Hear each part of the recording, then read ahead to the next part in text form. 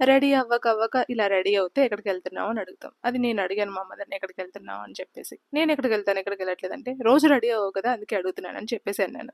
Ready అయింది కూడా తప్పేనా అని చెప్పేసి అంటుంది. మీరైనా అడుగుతారా లేదా మీ మదర్ ఉండకుండక ఇట్లా రెడీ అయ్యిందనుకో, ఎక్కడికెళ్తున్నావు అని కామన్‌గా అడుగుతాం కదా! ఓహో! రెడీ అయింది కూడా తప్పే. ఓహో! ఎప్పుడు ఇంట్లో నైటీలేసుకొని ఉండాలి. అంతే కదా! అని చెప్పేసి అంటుంది. అయ్యో! నేనసలు అట్లా అనలేదు. సడెన్‌గా రెడీ అయ్యావు కదా! అందుకే ఎక్కడికెళ్తున్నావు అని చెప్పేసి అడుగుతున్నా అని చెప్పేసి మా మదర్‌కి చెప్పాను. వీళ్ళు కూడా ఇక్కడ కూర్చొని ఎక్కడికెళ్తున్నావు నాని అంటే, రేయ్ నేనెక్కడికెళ్ళట్లేదురా, నేను శారీసే కట్టుకోనురా అని చెప్పేసి అంటుంది. ఇలాంటి సిచ్యువేషన్ మీకైనా ఎప్పుడైనా అయిందా? అయ్యుంటే కామెంట్ చేయండి. సరే కానీ డిన్నర్‌లోకి ఏం తింటున్నావు అని చెప్పేసి మా మదర్ అడిగితే, దోస పిండి ఉంది కొంచెం, దోస వేసుకొని తిందామని చెప్పేసి అంటుంది.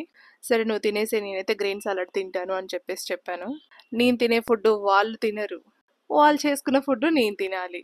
ఇలా నడుస్తూ ఉంటుందన్నమాట.